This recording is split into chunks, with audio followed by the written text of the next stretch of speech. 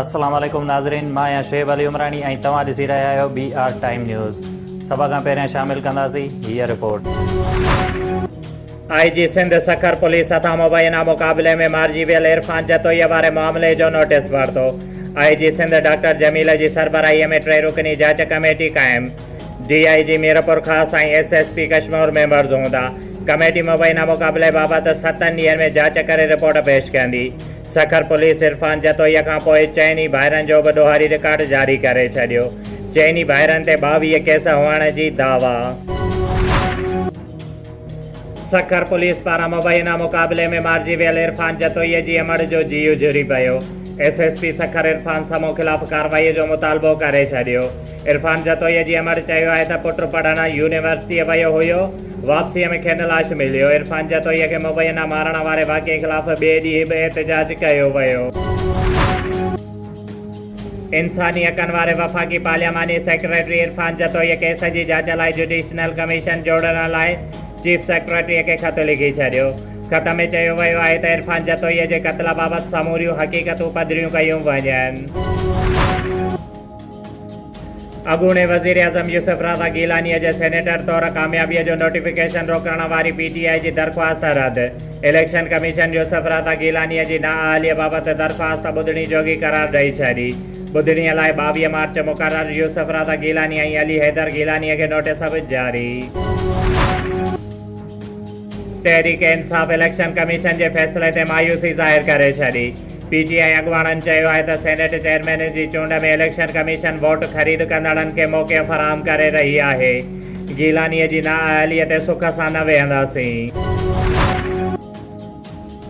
Senate chairman ऐं हुकूमती उम्मीदवार सादिक संजराणीअ जे वज़ीर आज़म सां मुलाक़ात। इमरान ख़ान सादिक संजराणीअ जी नामज़दगीअ ते एतमाद जो इज़हार ज़ाहिर कंदे चयो आहे त डिप्टी चेयरमैन जो नालो बि मुशावरत सां तय कयो वेंदो।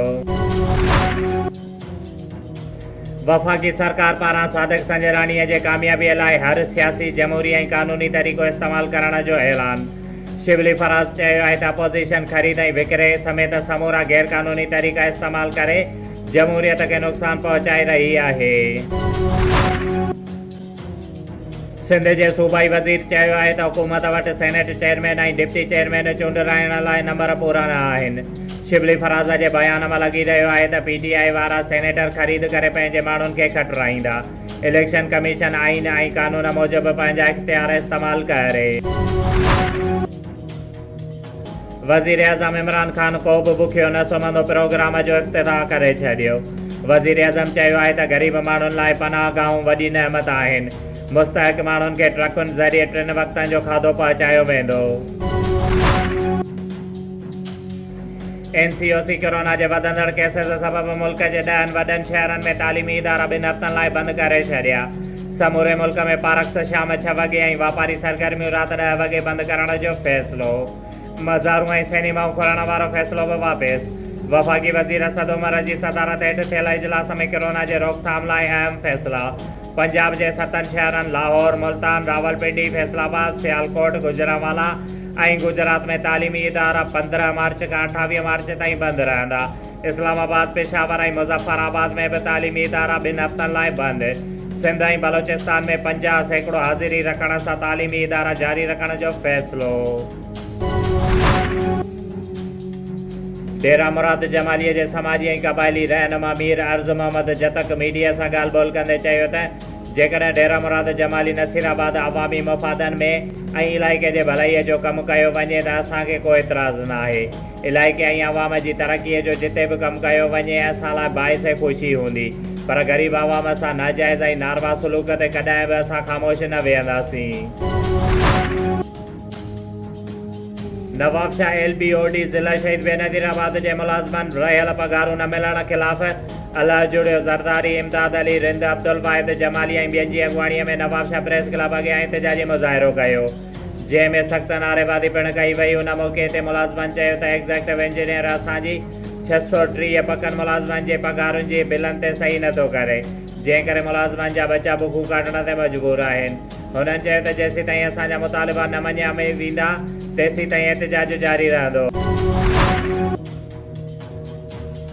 मोरो शहर जे नवल पाड़े जो रहवासी महबूब नवल ज़हरीली दवा पी ज़िंदगीअ जो अंत आणण जी कोशिश कई, जंहिंखे नाज़ुक हालत में सिविल अस्पताल आंदो वियो। नौशर फिरोज़ अदालत ॿाहिरां हाज़िरीअ ते ईंदड़ नामालूम माण्हुनि फायरिंग करे बिलावल मरीअ खे मौक़े ते मारे छॾियो, जॾहिं त मीर मोहम्मद माछी ज़ख़्मी हालत में पुलिस सिविल अस्पताल नौशर फिरोज़ मुंतक़िल कयो। सोसाइटी दौड़ पारां सालियानो दीनी इज्तिमा थी गुज़रियो, जंहिंजा महिमान ख़ास JUI सूबाई सेक्रेटरी जनरल अलामा राशिद मोहम्मद सूमरो, मरकज़ी नायब सदर अमीर हज़रत मौलाना अब्दुल क़य्यूम, मौलाना असदुल्ला हैदरी, मौलाना अली शेर बिरोई रहिया। जंहिं मौक़े ते मदरसनि मां हाफ़िज़ क़ुरान जी तालीम मुकमल कंदड़ 25 हाफ़िज़ क़ुरान जी दस्तारबंदी कई वई ऐं उन्हनि खे क़ुरान मजीद जा तोहफ़ा पिणु पेश कया विया। जंहिं मौक़े ते राशिद महमूद सूमरो साहब ऐं ॿियनि तक़रीब खे ख़िताब कंदे चयो त दीनी मदरसा इस्लाम जा क़िला आहिनि। पाकिस्तान में लखे मासूम तलबा इकराम दीनी मदरसनि में ज़ैर तालीम आहिनि। उन्हनि वधीक चयो त पाकिस्तान कलमे जे नारे ते वजूद में आयो, पर 70 साल गुज़रण बावजूदि हक़ीक़ी इस्लामी निज़ाम नाफ़िज़ नाहे थी सघियो।